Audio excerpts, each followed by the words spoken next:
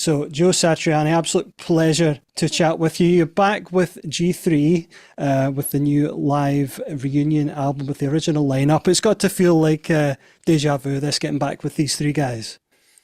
It is deja vu all over again, as Yogi Berra once famously said. Yes, I think there's always this wonderful feeling of camaraderie and the flood of great memories that we had going all the way back.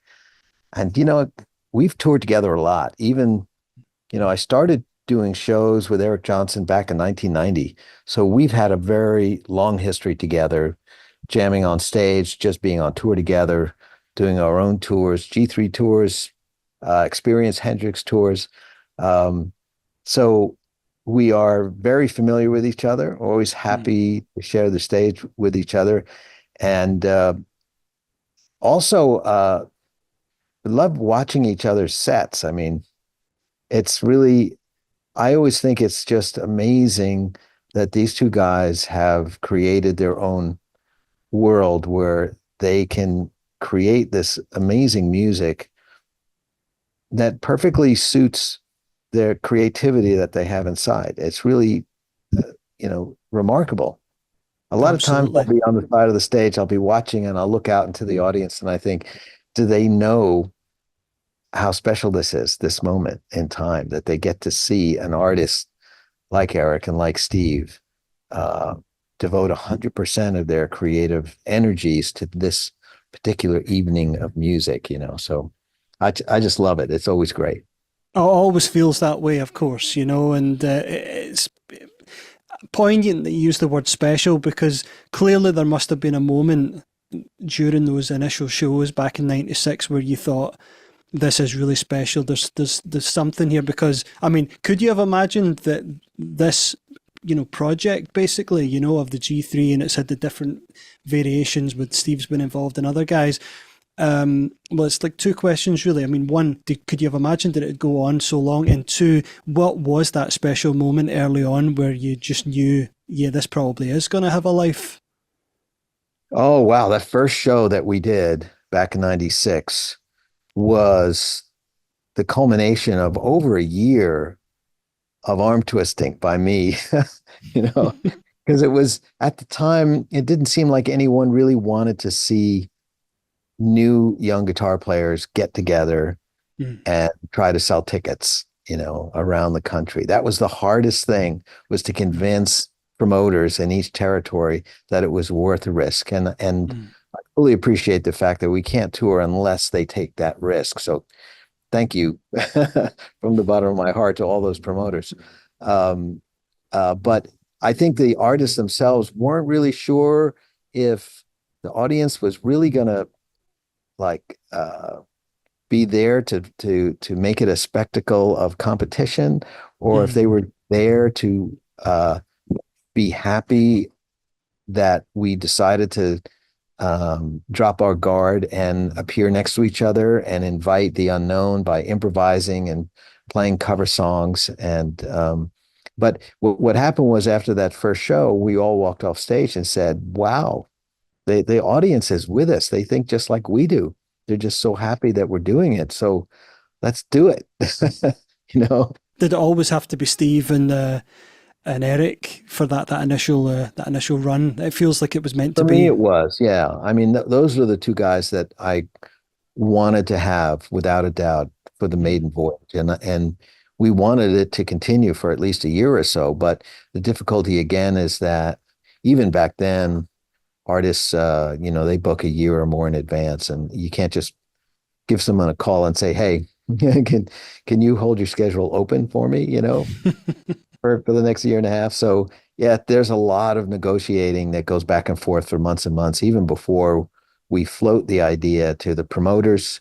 The promoters have to approve of what we're trying to sell them, and that's the other thing that was hard. So when we were faced with some issues of who couldn't make it, and we would bring up other artists, like I remember trying to get promoters to get on board with Alan Holdsworth, and I could not sell him to the promoters. That was a shock to Wow. me. It really broke my heart because I had to be on the phone explaining to them what a genius he was, and Mm. they were replying like, "Yeah, but you know, he was here last month and he sold 200 tickets, so we're not interested."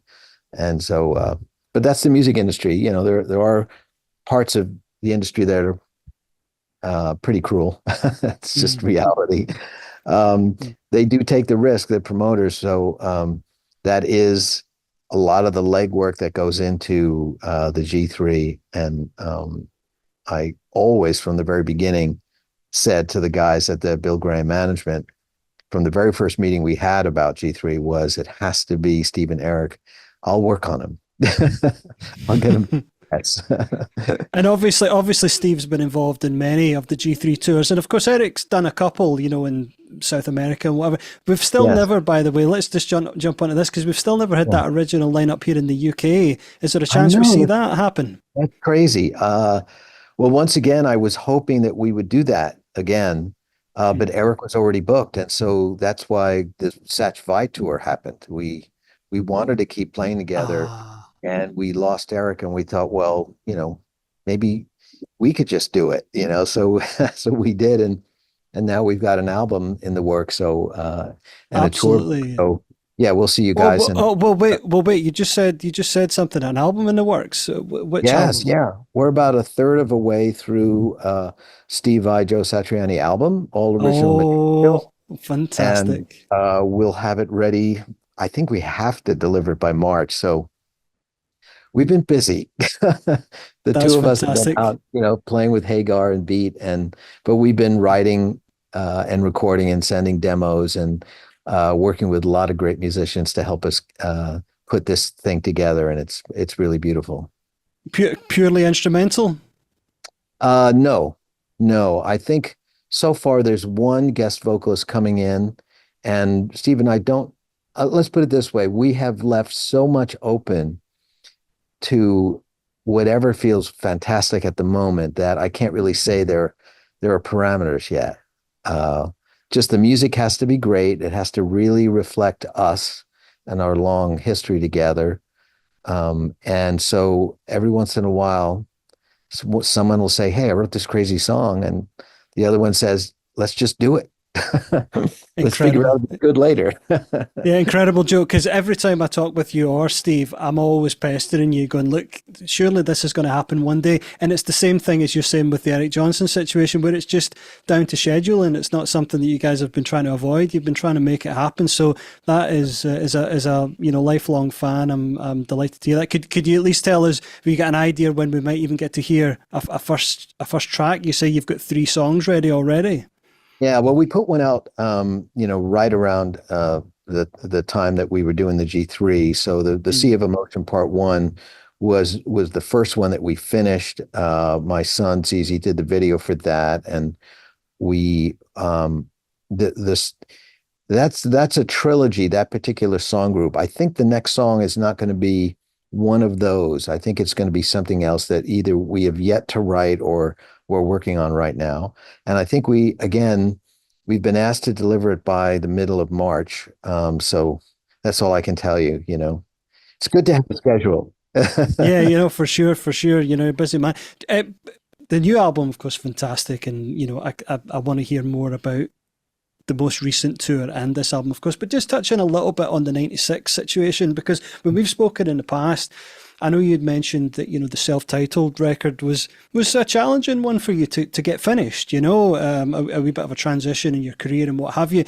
To me, it almost feels as if the G3 was escape from the studio kind of, project in a sense. I mean, was that kind of part of it? Was like, I've just had this tough time getting this album done. It's a great record. I'm proud of it, but I kind of want to explore something a little bit different and see where my career can go in this next chapter.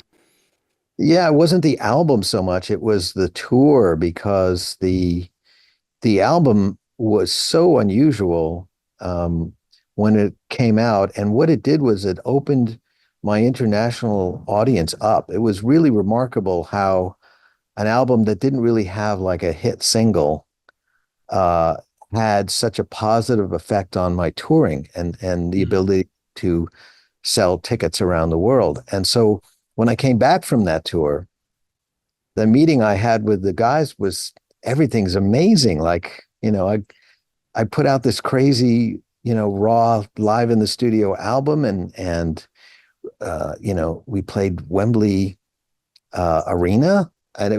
it was just like these high points that were really remarkable. And I said, but how come I'm always alone? It's just I'm stuck on the tour bus or in a hotel room. When I go home, all my buddy guitar players are out on tour somewhere. And I said, when do I get to play with all my buddies?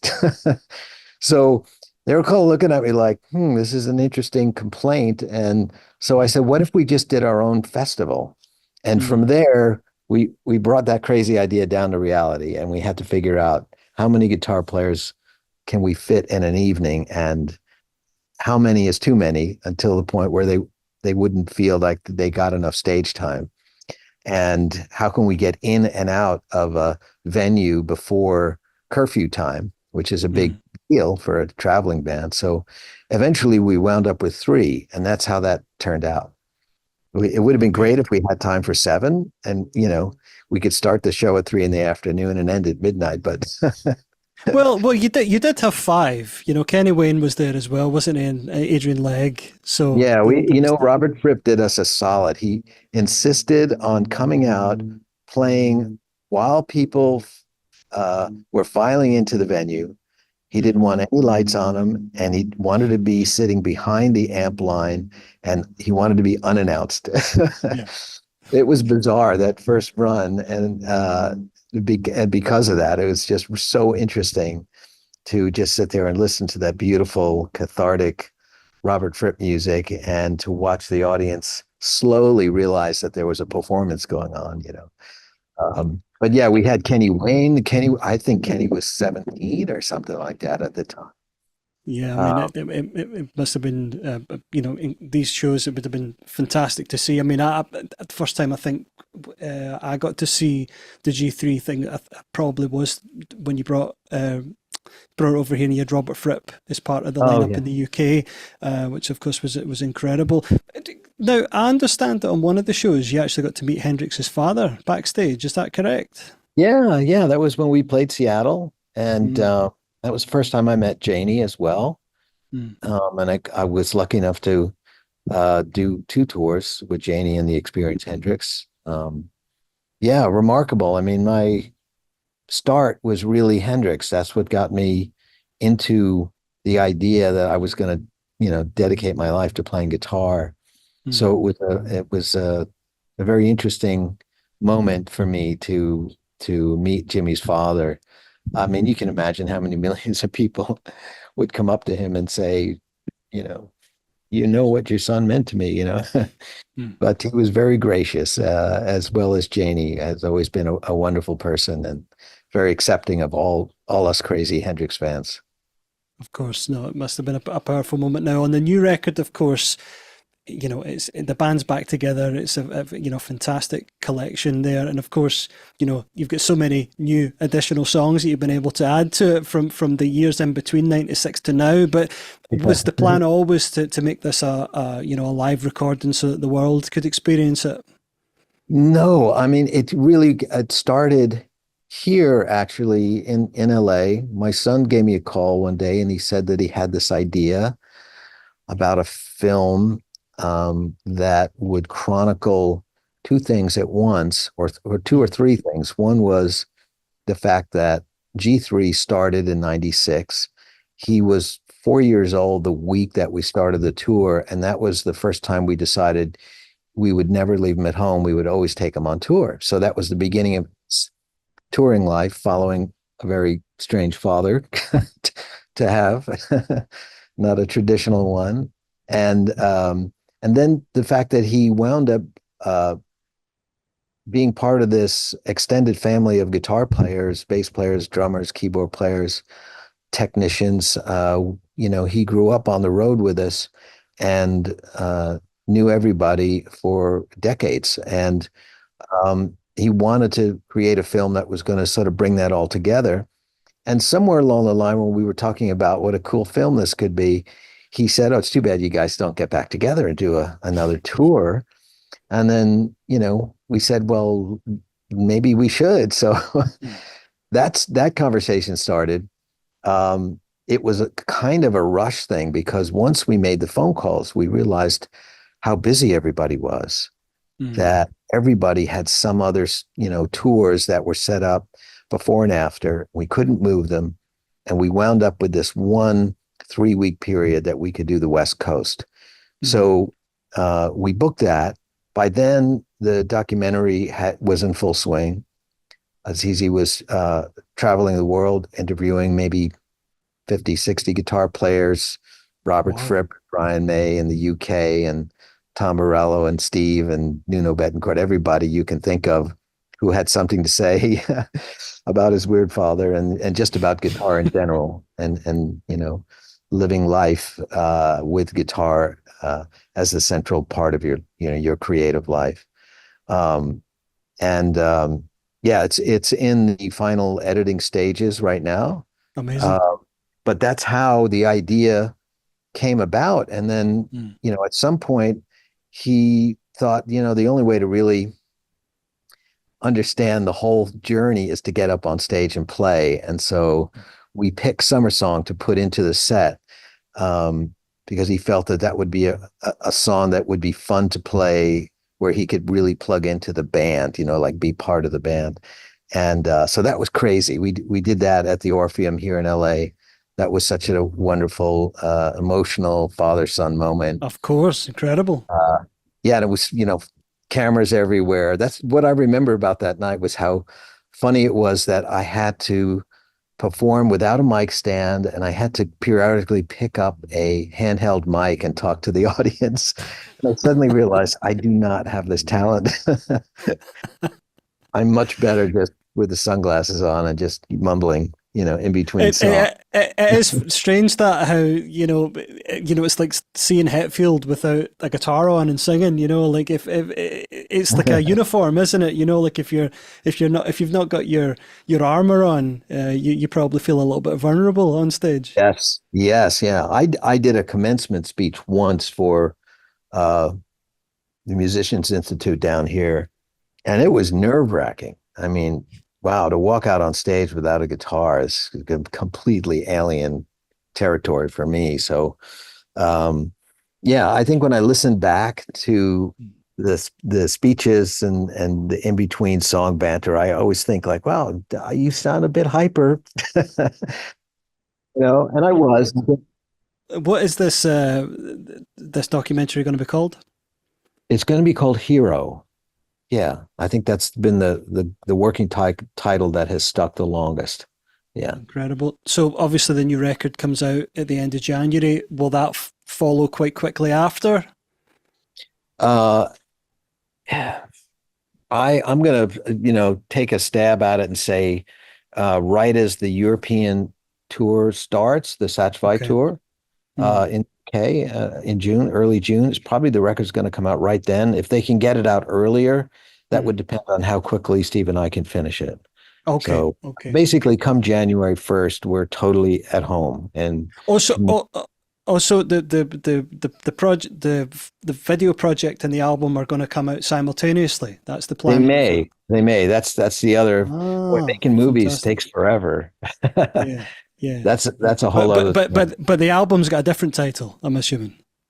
We don't actually have an album title. Okay. Yeah, yeah. No, Like I no. said before, I we're just, leaving I so just much. thought I would ask.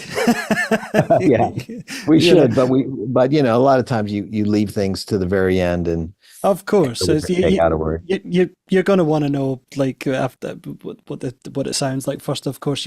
Just touching on Eric and Steve and the relationship and all that. Obviously, you've known these guys for so many years. I mean, particularly Steve. It's like you guys grew up together, but Yeah. or you literally did. They've got so many great tracks, just like you do. Hearing them play these songs night after night over the years, is there a track of Eric's and a track of Steve's that you think, I wish I'd written that one?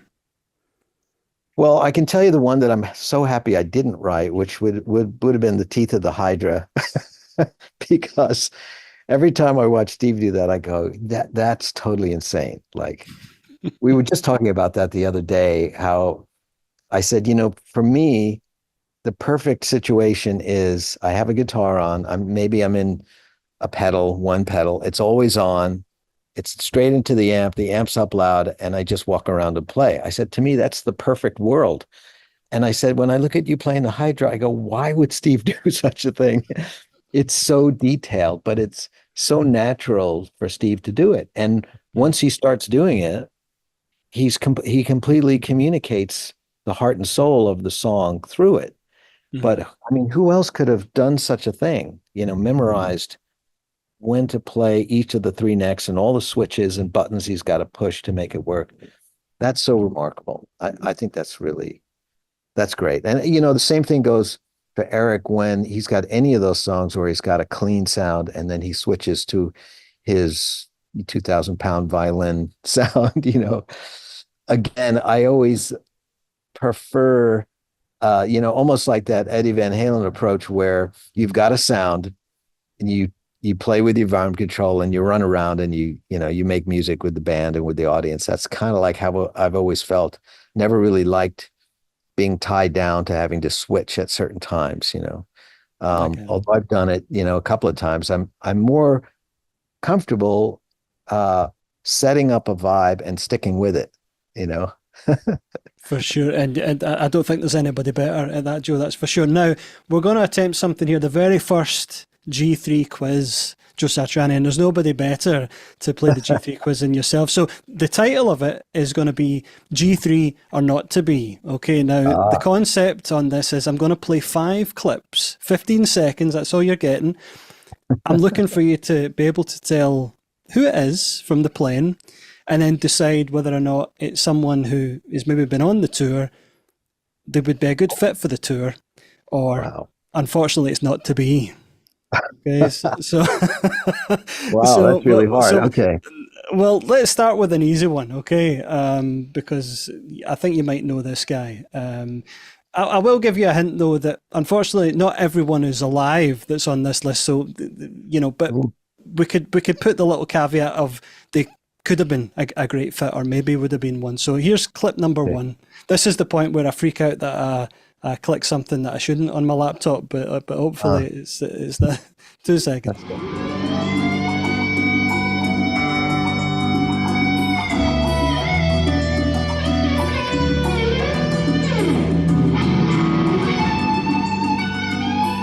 Well, of course, that's Steve.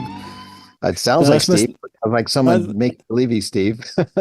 So that's definitely Mr. Steve Vai, and so Yeah. easy one just to kind of warm us up for that. Right, okay, let's move on. So we know he was a good fit for about 20 of the tours. So let's try clip number 2.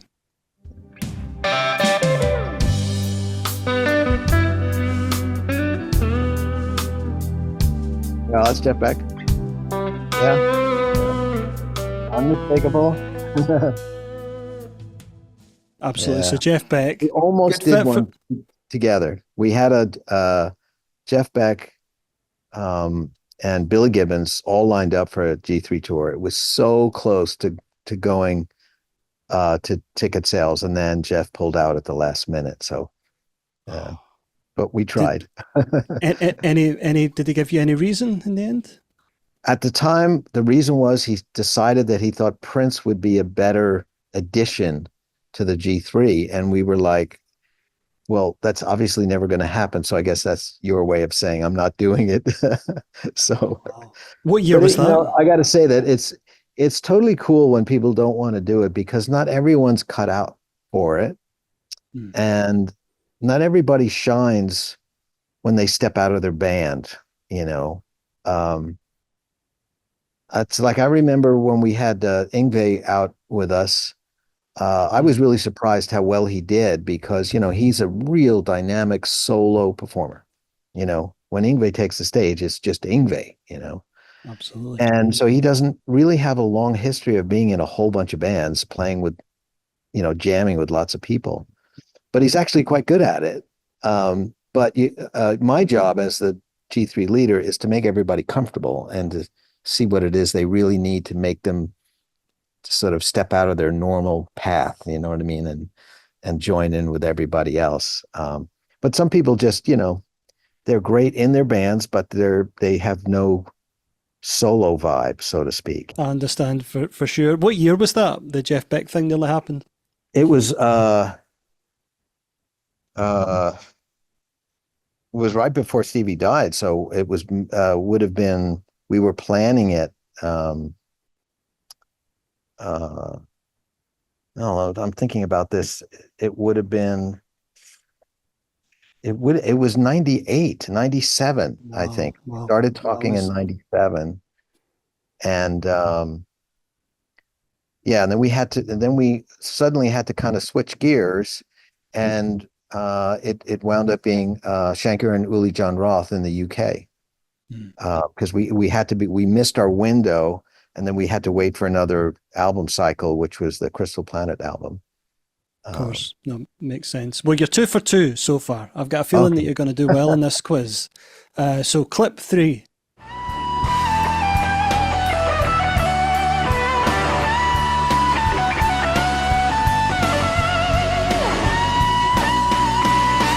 I want to say that's Joe Bonamassa. Right? Yeah. Joe Joe's got the Bonamassa. unmistakable vibrato in my mind every time I hear that quick shaking vibrato, Although that's pretty distorted for Joe, right? It might just be the clip. I've tried to get things that are not going to get me Oh, okay. copyright struck, so it might just be the way it was captured. But Yeah. would Joe When be a Joe's good fit? really feeling it, the vibrato is like, wow. Yeah. Fabulous. Would you say Joe could be on a tour? Yeah, well, he's a good example of a guy who doesn't need G3, Mm, right? Because he can travel the world and play in front of his own audiences and play all night long and sing and play. And so absolutely. I'm sure he sits down and he sees a note from his agent like, "Hey, do you want to do a G3?" And he's like, "I don't need to do that." So, Fair enough. Fair you enough. know, Fair enough. I totally get that, because let's take a look at John Petrucci is a good example. He's done as many G3s maybe as Steve has. And Mm, when we approached John to do a G3, he said, "But, I don't have a solo career. I don't have a solo album." And we said, "Well, you got time to make one." And John, being the awesome character that he is, said, "Yeah, okay, I'll do that." So he created, yeah, an album, and John Petrucci, the solo artist, to come out on tour. It was just an unbelievable feat, and absolutely. uh, so, but he really did step out of his huge comfort zone, which is Dream Theater, and to see if he could expand, his musical repertoire. And I think I'm so glad he did. He's just an amazing musician and a great person to, just to hang out with and tour with. And I know his fans absolutely loved what he did. Mm. And so, yeah, I always think that, someone like Joe would have to say to himself, do I really need this, like, creatively? Or am I satisfied doing my own gigs? And that's a question I want them to answer and be truthful with themselves, about that. Uh, but yeah, I mean, the vibrato's unmistakable, right? Oh yeah, yeah, for sure. Well, with your ears, Joe, I think you're picking everybody up. But okay, number four, I think is going to be pretty easy. I've tried to make it a little bit more challenging this one, just because I know Oh you're boy. already a massive fan. So Okay. I haven't gone for the obvious. So, but I think you'll still get it. So number four.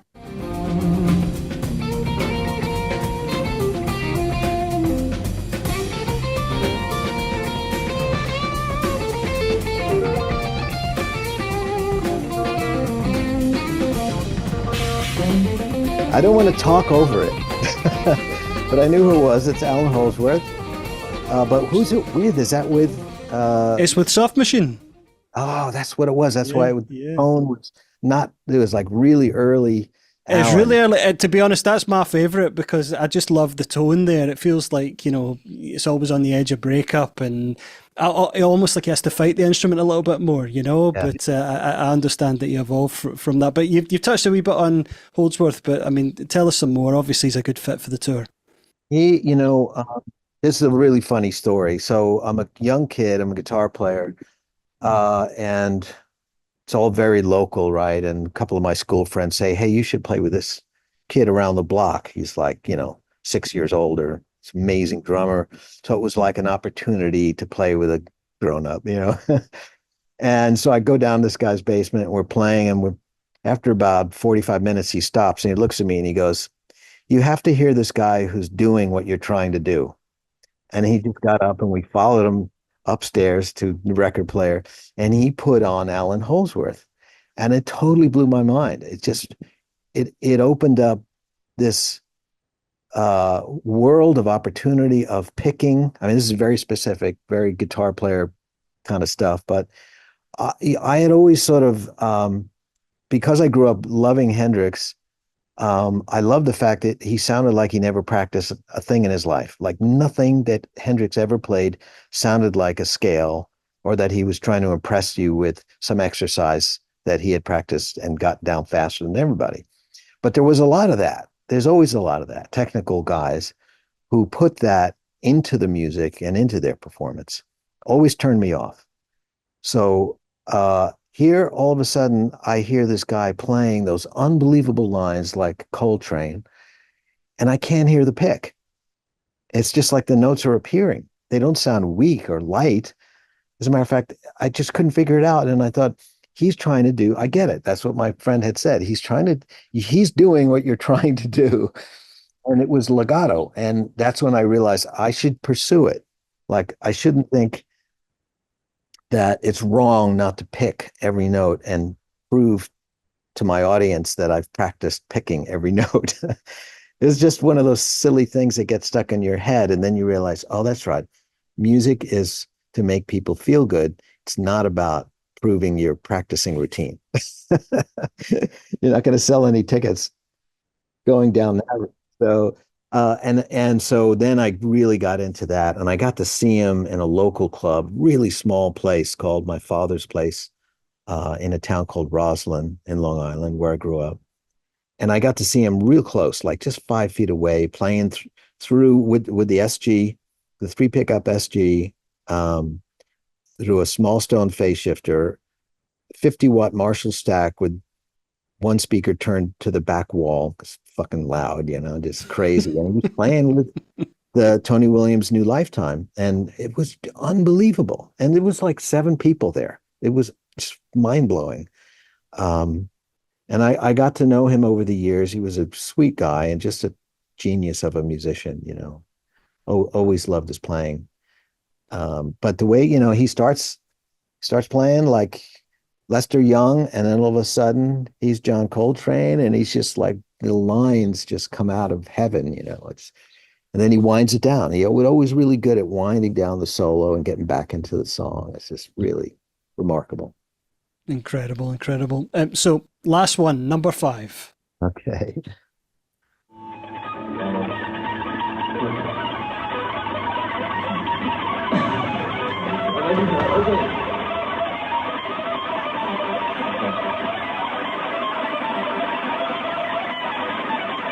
It's a tough one, Joe. It's a tough one. Ooh. It almost sounds like something I would do at the end of the night when I'm getting so frustrated at my fingers. But it's like, for some reason I'm thinking Sonny Sharrock, but I could be totally wrong. So Well, it's actually Corey Feldman. He was doing the rounds earlier in the year with a little viral guitar moment, and you know, I was thinking, could he fit on the G3 tour? I mean, you know, maybe you know, there's time to practice. Would you give him a lesson at least, Joe? I don't know if no, I'd call Steve. I'd say, Steve, you live in LA, you know, let him come over to your house, not mine.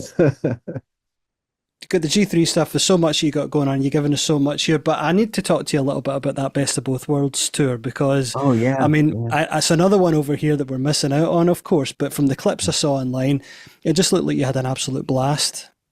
So much fun. I mean, I'm playing with all my best buddies, and we're playing these songs that are so great. The Mm. Montrose songs that I grew up listening to and seeing Ronnie play, and that era of Van Halen, which is fantastic. Even both, we would play one or two of the Roth era Van Halen songs, playing with 2 guys, 3 actually, towards the end of the tour that I was in Chickenfoot with. And then my new keyboard player for the last few years, Ray Thistlethwaite, a great band, and the audiences were great. It was such a trip to, to learn those songs from, admitting right from the beginning, I don't play like Eddie, I don't sound like him. I never met Edward other than for like 2 minutes once back in 1992, just for like literally 2.5 minutes in a studio here in LA. So my connection to Edward was really as a super fan. I just knew all the songs, but never knew them on the fingerboard. So, it was quite a struggle when Alex and Dave first called me a few years ago to do that. And a couple of times I called them back and said, man, this is too hard. Like, you should call Nuno or someone who actually like can play like Edward, But I sound like me, and I don't know if that's what you want. But so when Sam called, he had already known that because he knew me inside and out, and we'd written so many songs together and toured a lot. So he was like, no, this is really a celebration of Sam's entire career. There's just this big Van Halen chunk, but don't worry about it. Don't worry about trying to sound exactly like Ed. That's not really what it's about. And once we started doing the shows, you could tell from the audience reaction that they were totally down with what we were doing. They really Absolutely. loved the interpretation of everything. They loved the fact that we would play so many of the older tunes, so many of the songs that Van Halen stopped doing for one reason or another. So it turned out to be a fabulous tour, and we as you probably know, we booked a residency in Vegas, and I've never done one of those before, so that's going to be interesting. Um, that's coming up in May. And I think Amazing. we're playing Stagecoach as well, which is odd because it's all country bands. So I I mean, don't of know. course, I'm always keep asking about UK stuff, but Van Uh, Halen, it's never really been a UK thing. You uh, get to see them once in an absolute blue moon. But any uh, plans in the works that this might get over here? Even I a don't, year from now. it's really Sam's thing, Sam and Mm, Mike. Um, you know, when I when I get home, I've been so immersed in the Hero film, the G3 reunion, and mm, the Satchfy album and tour that, I've every once in a while I'll get a call with Sam, like we've been writing and recording a song that we want to mm. release next year. Brilliant. But we don't talk about the touring thing so much because that's really his world. I Um, understand. No, for but sure, for sure. I'd love to do it. I mean, I think the European audiences would really love it Oh to get yeah. to see Sam and Mike, the OGs, Van Oh Halen, really yeah, do it. yeah. I mean, it's been such a long time, but the Van Halen fan base can be tough. I mean, like I've Yeah. spoken with Wolfgang a few times, and you see online. I'm sure you follow stuff on social media as well. I mean, he Mhm. handles it so well, I think, but there's always so much pressure on him, to Yeah.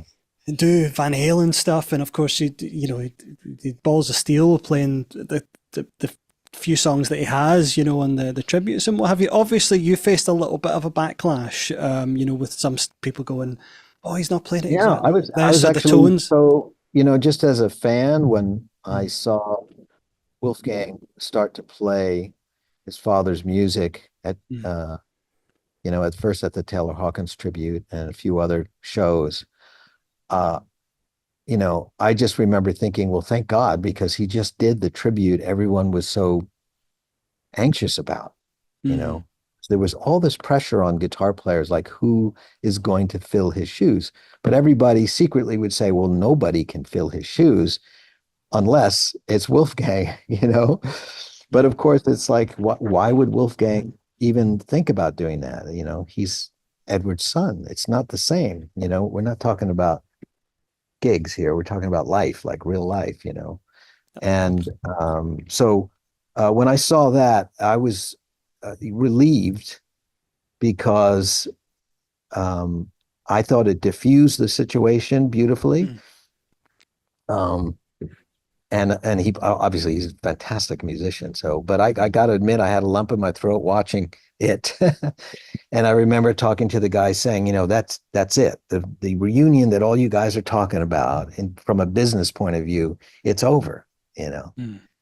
uh, Of Wolfgang course. definitely took care of that one, And and and so and any of the back, like with some of any criticisms that like we talked about before, where someone was saying, "Oh, he's not going to play that exactly like this, or the tone's going to be a little bit different." That was never yeah, anything that phased you.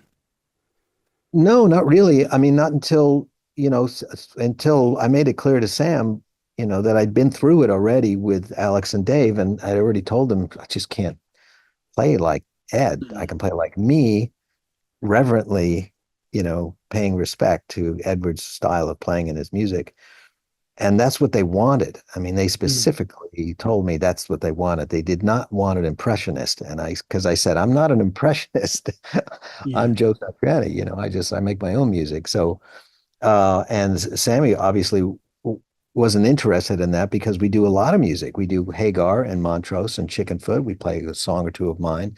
And so there's a lot of ground that we cover.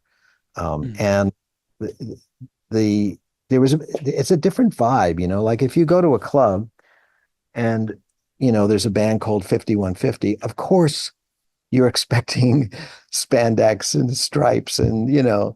you want the player to nail it. And there are thousands of guitar players out there who are so good at it.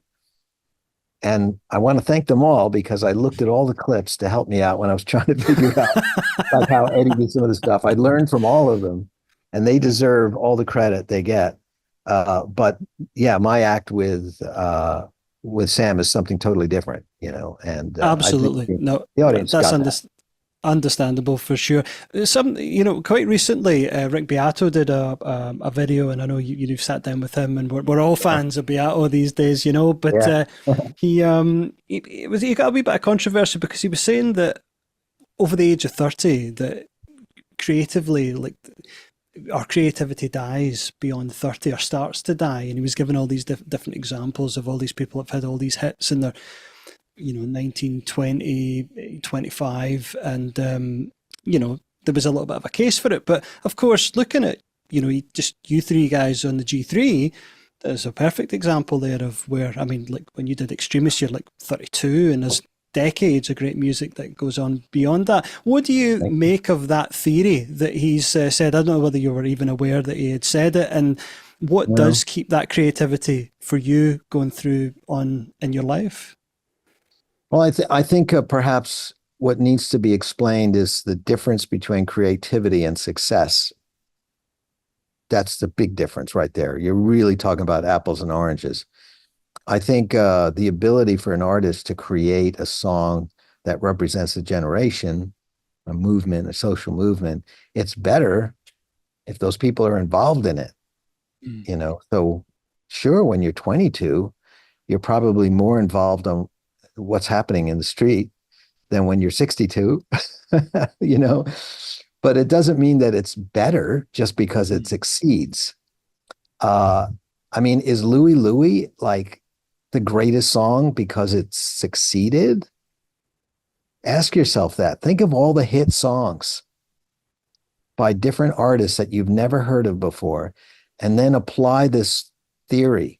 And you realize it doesn't hold water at all because it's mixing two things. You're talking about success and creativity. And, there's plenty of examples where young people are not creative. As a matter of fact, there's more examples of young people not being creative than there are of older professionals not being creative. But there's no way that we can monitor that, right?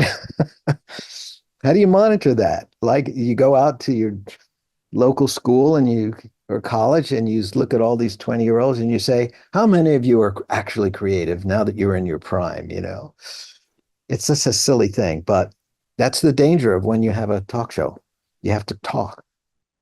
Okay, so Joe, as a super fan personally, right, I've got all the records, B-sides, all of that. Longing is one of my favorite B-sides that you've ever done, off the Wormhole Wizards record. And that came out like a good couple of months before Adele's Rolling in the Deep. And The chorus section along, and I always feel is very, very similar to Adele's Rolling in the Deep End, the chorus.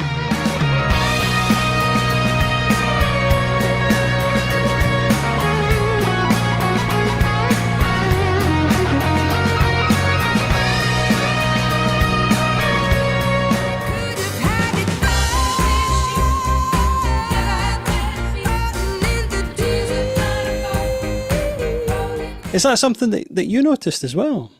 I did, yeah. But I hadn't obviously noticed until the record was done and everything. And then Yeah. it came out and I thought, oh, it's a good thing we didn't like put it on the album, you know?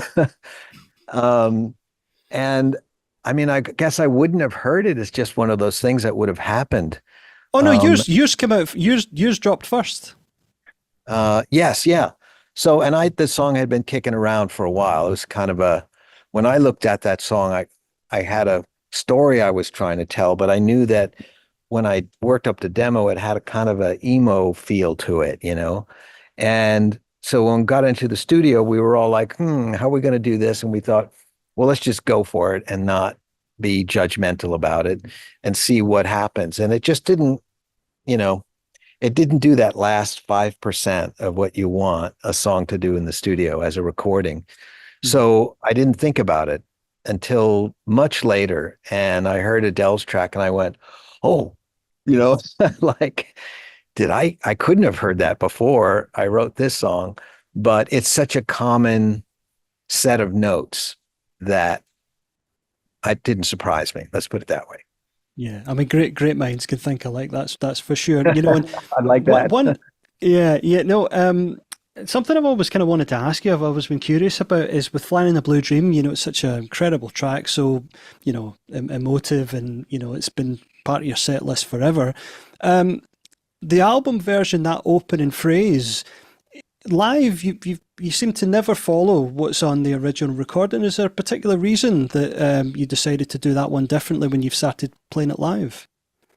Well, we started trying to recreate it when we were a trio with Jonathan Mover on drums and octapads, horrific things, with an Akai sampler, two of them, and Stu Ham playing bass, you know. And you have to remember the album recording is me playing double-tracked acoustic guitars tuned to an open F. I'm playing a P bass tuned down to a C. And there's a drum machine where we purposely didn't put any drum fills. As a matter of fact, there's a backward cymbal and a crash. And that was the only thing that Jeff Campitelli decided to do. So we were on this minimalist thing, you know. And then the album comes out and we're touring and we realize, well, we can't do that. We're three guys playing this thing live. And Jonathan had to play the chords on the octapad. And, you know, we did this for quite a while and it just drove us crazy, you know, because they would miss trigger or, you know, the unit would just start playing stuff out of nowhere, you know, because of vibrations. And so starting with the Extremist tour, we tried to move on and we had a keyboard player playing with us who was tremendous at creating sort of like a substitute that brought us into another area. And so that I could inhabit it just a little bit more harmonically. And then from there on out, we tried different versions of it. When Galen was playing rhythm guitar, he had one of those first line 6 guitars that you could push a button and have it be an open tuning. But to be honest, if you're stuck playing the rhythm guitar to that song, you're in a world of pain because the song is like almost 6 minutes long and you're just always doing this bar chord. And it's very painful to keep playing the same thing over and over again, you know. I didn't think about that when I was writing it. I was just thinking, I'll get through this, you know, punch me in if I screw up, that whatever. And you know, I was just focused on the art of the song, not on the practicality of playing it every night, you know, live. And I think each time that we've put a band together, whether we've had a rhythm guitar player, a keyboard player, someone like Mike Keneally or Ray, who can play both guitar and keyboards, they make a decision for the overall show how should I represent this song that's got some keyboard, or it's all guitar, but it's acoustic and we Mm. can't pull it off live. And so we've just tried different ways of doing it. The other thing that's odd is that if you're the bass player, the drummer, there's not a whole lot to play if you stick to the recorded version. So I immediately said to every bass player and every drummer, I said, don't worry about it. Drum fills are okay. Bass fills are okay. Just get to the right chords at the right time and capture the vibe, and we're good. And But then that ultimately makes you play it in a different way, I'm guessing. yeah, it does. Performances in a studio are your first attempt. Mm. Uh, I wrote that song on a little 4-track recorder, tape, cassette recorder, brought it into the studio, not knowing if it would work, recorded it piecemeal at 4 or 5 different studios, wound up with a recording of a kid talking on a radio show or TV show by accident because we couldn't get rid of RF. Months later, in another studio, we decided that we should add some feedback, and the studio just happened to have some really nice NS10s that that I could play right in front of, and the way they were set up with the meter bridge and everything, and I put pieces of tape on the board there where I knew I could get a fundamental and a third and a fifth and a major seventh. And I mean, we just did the weirdest things to that, and it progressed and progressed.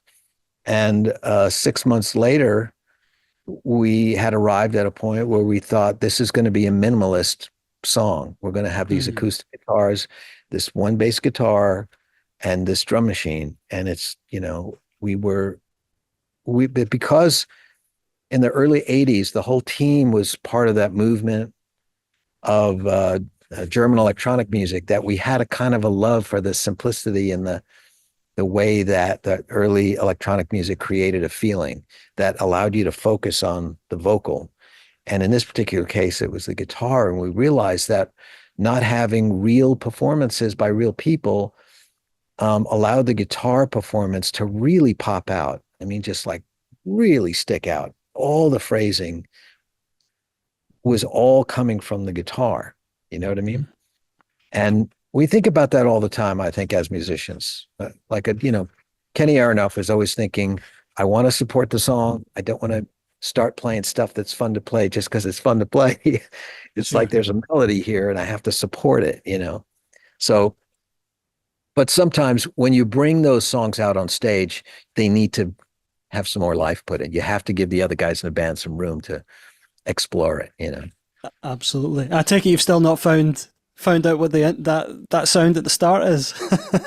I asked you this in 2020.